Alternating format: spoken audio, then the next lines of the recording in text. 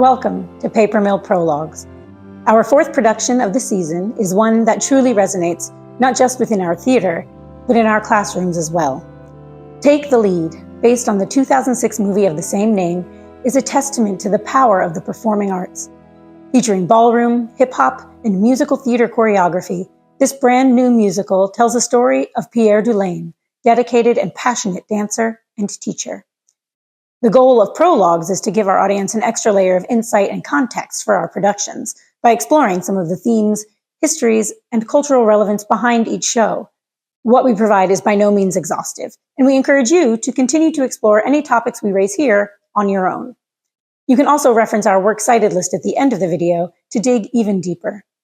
In this video, we'll be taking a closer look at the real Pierre Dulaine and the legacy that inspired this fictionalized adaptation, as well as exploring the art of dance across cultures and communities and the power it has to challenge us and change lives.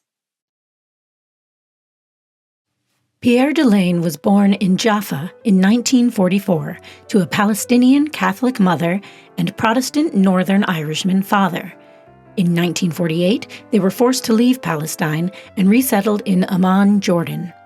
They later moved to England, where he was shy and experienced bullying due to his foreign accent. But at 14, he was invited to a dance class, and though not immediately successful, this exposure set him on a path that would come to define his life's work. Dulaine persevered as a dancer and won 4 world show dancing titles with his partner, Yvonne Marceau, through the course of their early careers. Together with Yvonne and Otto Kappel, Dulaine co-founded the American Ballroom Theater, a company that traveled nationally and internationally, presenting full-length dance pieces on prominent stages, bringing ballroom dance to a wider audience. In 1992, Dulaine was busy performing in Tommy Tune's Grand Hotel on Broadway. Since he had his days free and recognized how much ballroom dancing had changed his own young life for the better, he volunteered at the Professional Performing Arts School in Manhattan. I taught 30 unwilling and unruly 11-year-old children to dance.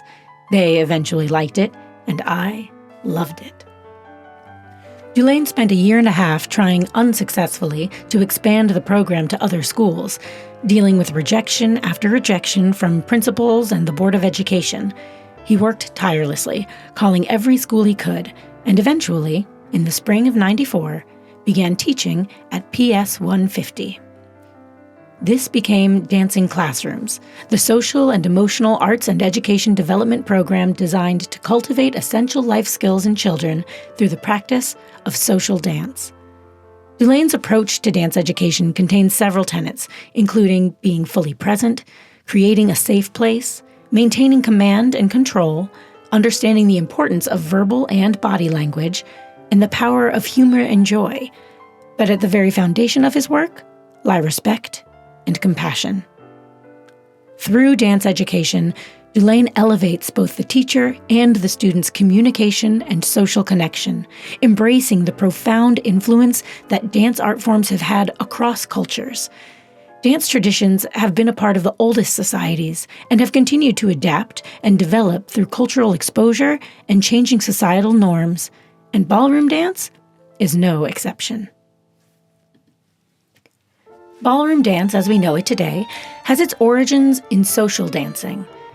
Dancing in the 19th century allowed partners to finally dance closer than arm's length. During the first half of the 19th century, popular dances included the quadrille, the polka, English country dances, and the waltz. By the late 19th century, formal ballroom dancing was losing popularity, and fewer people were learning the full repertoire of dances. English high society events began to include parlor games, and, as noted by dance historian Richard Powers, middle-class public balls saw the great variety of dances dwindle to just 2, the waltz and the two-step. In America, cabaret and vaudeville houses began to show performative versions of these dances, and they became popular entertainment in the 20th century. At many cabarets, a ballroom couple would sit among the guests until it was time for them to perform. Throughout the evening, usually between acts, they would get up and dance, after which the floor would be open to guests. In American Dancing, author Megan Pugh writes, "At cabarets, no one bothered with dance cards. If you wanted, you could have the same partner all night, and you could hold each other as closely as you liked. Popular dances split into two categories: ragtime and sequence dancing. While ragtime featured more improvisation, sequence dancing relied on a set routine of steps that couples followed to specific music. This included dances like the one-step, two-step, tango, and foxtrot, many of which you'll see in Take the Lead. Sequence dancing began to be hosted and controlled by organizations, creating a standardization of techniques. This facilitated competitions beginning in the 1920s. These amateur and professional competitions enhanced the art form's popularity. As times changed, they would feature newer popular dances, including the jitterbug and swing. Dance governing bodies emerged, and dance sport competitions became televised. In the 1990s, the International Dance Sport Federation was recognized by the International Olympic Committee and became a member of the International World Games Association. This recognition helped to lay the foundation for modern international dance competitions like the ones we see today.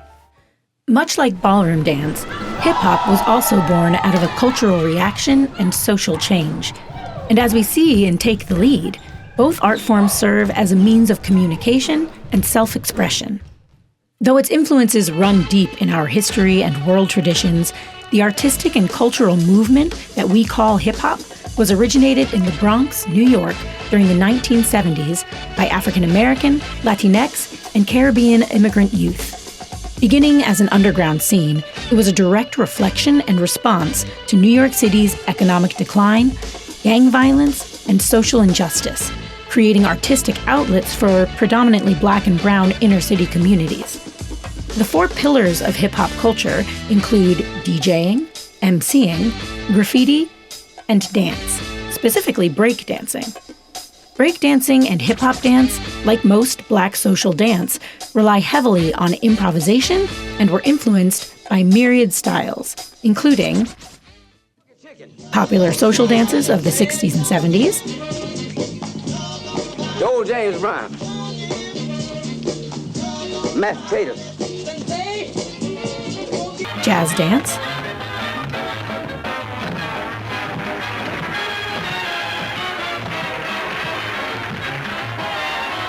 martial arts, gymnastics, and traditional African dance.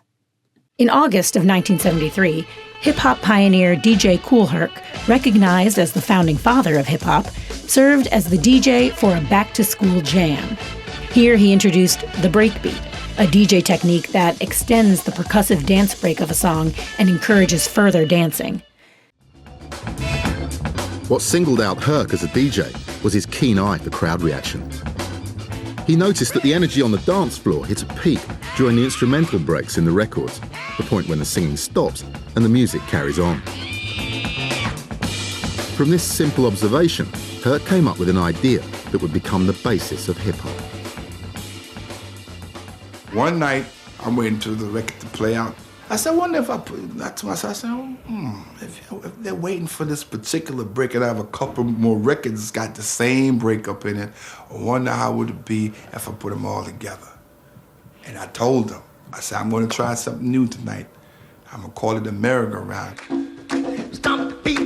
Herc's merry-go-round meant that instead of playing whole records, he would play just the instrumental breaks, mixing between them to create a continuous dance rhythm.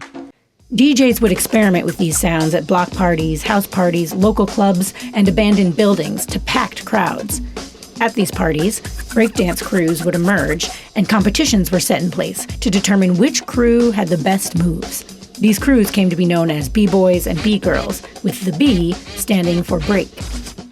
The styles developed through breakdancing and improvisation included popping, locking, top rock, down rock, and up rock, among others. Many early breakdance crews and their individual dancers became pioneers of their art form, including the Rocksteady Crew, the Lockers, Buddha Stretch, Richard Crazy Legs Colon, and Tony Mr. Wave Wesley. What I learned to do is not just wave, but I learned to wave and vibrate at the same time. And then I just go all the way down and come all the way back up. By the 1980s, hip-hop music and culture attained mainstream visibility. In 1989, Buddha Stretch became the first hip-hop dancer to teach formal hip-hop classes in a major studio at Broadway Dance Center in New York. The rise in rap records hitting the airwaves, along with several films showcasing the artistic movement, gained hip-hop a global audience. Gonna make you move.